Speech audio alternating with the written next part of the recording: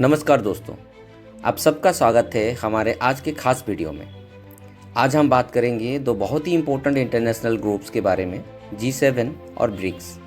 ये दोनों ग्रुप्स दुनिया की जियोपॉलिटिक्स, इकोनॉमी और ग्लोबल चैलेंजेस को एड्रेस करने में एक मेजर रोल प्ले करते हैं। इस वीडियो में हम समझने की कोशिश करेंगे कि G7 और ब्रिक्स का फॉर्मेशन कैसे हुआ, दोनों ग्रुप्स के मेंबर्स कौन हैं और इनका क्या रोल है, दुनिया का इकोनॉमिक और पॉलिटिकल लैंडस्केप में इनका इम्पैक्ट क्या है, आज के ग्लोबल इश्यूज में इनका कोलैबोरेशन और कंपटीशन कैसे काम करता है। तो दोस्तों, अगर आपको जियोपॉलिटिक्स और इंटरनेशनल रिलेशन में इंटरेस्ट है तो ये वीडियो आपके लिए बहुत ही इन्फॉर्मेटिव होने वाला है। वीडियो के एंड तक आपको ये भी समझ आ जाएगा कि G7 और ब्रिक्स में क्या सिमिलरिटीज और डिफरेंसेस हैं और आने वाले समय में इनका क्या फ्यूचर हो सकता है। तो चलिए बिना किसी देरी के शुरू करते हैं। तो चलिए दोस्तों, अब समझते हैं कि G7 और ब्रिक्स का फॉर्मेशन कैसे हुआ और इन दोनों ग्रुप्स के मेंबर्स कौन हैं और इनका क्या रोल है। दोस्तों, 1970s के दौरान दुनिया में ग्लोबल इकोनॉमिक स्लो डाउन चल रहा था, जिसमें इन्फ्लेशन और अनएम्प्लॉयमेंट का हाई लेवल था।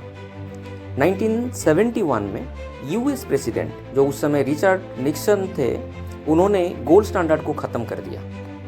Good evening. Addressed the nation a number of times over the past 2 years on the problems of ending a war. Because of the progress we have made toward achieving that goal, this Sunday evening is an appropriate time for us to turn our attention to the challenges of peace. America today has the best opportunity in this century to achieve two of its greatest ideals, to bring about a full. इस वजह से Bretton Woods system collapse हो गया। इसके बाद दुनिया में एक इकोनॉमिक क्राइसिस शुरू हुआ, जिसे स्टैगफ्लेशन कहते हैं। स्टैगफ्लेशन का मतलब होता है जब इकोनॉमी में ग्रोथ स्लो हो, अनएम्प्लॉयमेंट बढ़े और इन्फ्लेशन भी तेजी से बढ़ता रहे। 1970s का ये दौर दुनिया के लिए एक इकोनॉमिक नाइटमेयर था। दोस्तों, यहाँ ब्रेटन वुड्स सिस्टम की बात कही गई है, तो आगे बढ़ने से पहले हम समझ लेते हैं कि ब्रेटन वुड्स सिस्टम क्या है। दोस्तों, 1944 का साल था और दुनिया अभी भी सेकेंड वर्ल्ड वॉर के दर्द से गुजर रही है। अलाइड नेशंस ने न्यू हैम्पशायर, जो यूएसए के एक छोटे से शहर है, ब्रेटन वुड्स में एक कॉन्फ्रेंस ऑर्गेनाइज की, जिसका मकसद था एक ऐसा फाइनेंशियल सिस्टम बनाना जो दुनिया के इकोनॉमिक फ्यूचर को स्टेबलाइज करे। ब्रेटन वुड्स का नाम इस जगह के हिस्टोरिकल ओनर विलियम ब्रेटन और इस जगह के घने जंगलों से इंस्पायर वुड्स शब्द से आया। दोस्तों, यही IMF, इंटरनेशनल मॉनेटरी फंड और वर्ल्ड बैंक का भी जन्म होता है।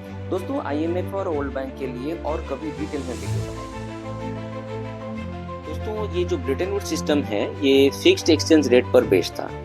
फिक्स्ड एक्सचेंज रेट एक ऐसा मॉनेटरी सिस्टम है जिसमें एक कंट्री की करेंसी की वैल्यू को किसी और करेंसी या कमोडिटी के साथ फिक्स कर दिया जाता है, जैसे कि गोल्ड या US डॉलर। इसका मतलब है कि करेंसी का रेट एक प्री डिफाइंड वैल्यू के हिसाब से सेट किया जाता है और सेंट्रल बैंक इस रेट को मेंटेन करता है। ब्रेटन वुड्स एग्रीमेंट के टाइम US डॉलर को गोल्ड के साथ फिक्स किया गया था। उस दौरान $1 इक्वल्स 1/35 आउंस ऑफ गोल्ड था। बाकी कंट्रीज की करेंसीज को US डॉलर के साथ फिक्स किया गया था। जब 1971 में ब्रेटन वुड्स सिस्टम कोलैप्स कर गया, उसके बाद फ्लोटिंग एक्सचेंज रेट को अडॉप्ट किया गया। फ्लोटिंग एक्सचेंज रेट एक ऐसा मॉनेटरी सिस्टम है जिसमें एक कंट्रीज करेंसी की वैल्यू मार्केट फोर्सेस जैसे कि डिमांड और सप्लाई के हिसाब से डिटरमिन होती है। इस सिस्टम में करेंसी की वैल्यू किसी फिक्स्ड रेट पर टाइड नहीं होती और ये रेगुलरली फ्लक्चुएट करती है।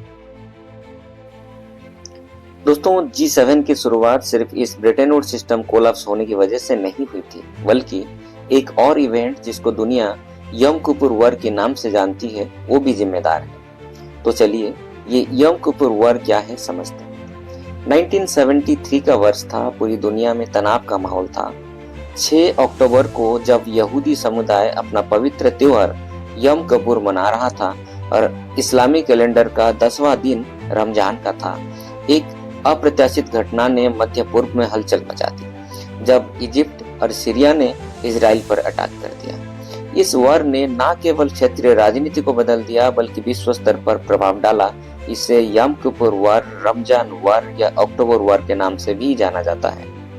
ये वार 6 अक्टूबर 1973 से 25 अक्टूबर 1973 तक चला। ये वार मिडिल ईस्ट की पॉलिटिकल टेंशंस को ग्लोबल लेवल तक ले आई। वार के बाद ऑयल प्रोड्यूसिंग कंट्रीज का ग्रुप, जिसको organisation of Arab petroleum exporting countries या OAPEC भी कहा जाता है, इसने ऑयल एक्सपोर्ट को रेस्ट्रिक्ट कर दिया उन कंट्रीज के लिए जो इजराइल का सपोर्ट कर रही थी। इसका असर पूरी दुनिया पर पड़ा, खासकर वेस्टर्न कंट्रीज पर जो ऑयल के लिए मिडिल वेस्टर्न कंट्रीज पर डिपेंड थी। इस वजह से ऑयल प्राइसेस में बढ़ोतरी हुई, जिसकी वजह से world wide energy crisis create हो गया था। इन सब इश्यूज को देखते हुए 1975 में French president Valery Giscard d'Estaing और West German chancellor Helmut Schmidt को लगा कि इन चैलेंजेस को ग्लोबल लेवल पर इफेक्टिवली एड्रेस करने के लिए मेजर डेवलप्ड कंट्रीज को एक प्लेटफॉर्म पर लाना जरूरी है, जहां वो अपने इकोनॉमिक पॉलिसीज और स्ट्रेटजीज को डिस्कस कर सकें। इसीलिए 1975 में इन दोनों लीडर्स के आइडिया पर US, Japan, Germany, France, Italy और यूके ने साथ मिलकर एक ग्रुप गठन करते हैं और इसका नाम रखते हैं G6। और इसकी पहली समिति उसी साल फ्रांस के रामबॉइल्ट में ऑर्गेनाइज की गई थी। 1976 में इस ग्रुप में कनाडा को भी शामिल कर लिया जाता है और ये ग्रुप G6 से G7 बन जाती है।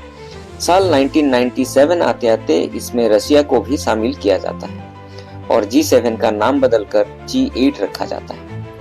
रसिया को इस ग्रुप में शामिल करने का डिसीजन उस वक्त की ग्लोबल पॉलिटिकल डायनामिक्स के वजह से लिया गया था, खासकर after the end of the cold war. इसके थ्रू वेस्टर्न पावर्स ने रसिया को अपने इकोनॉमिक और पॉलिटिकल फ्रेमवर्क में इंटीग्रेट करने की कोशिश की थी।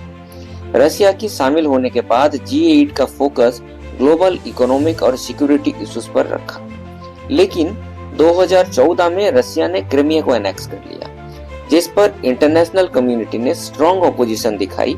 इसके बाद G8 ने रसिया को सस्पेंड कर दिया और फिर से अपनी ओरिजिनल फॉर्मेट में वापस आ गया, जिसमें सिर्फ 7 कंट्रीज शामिल थी: US, Japan, Germany, France, UK, Italy and Canada.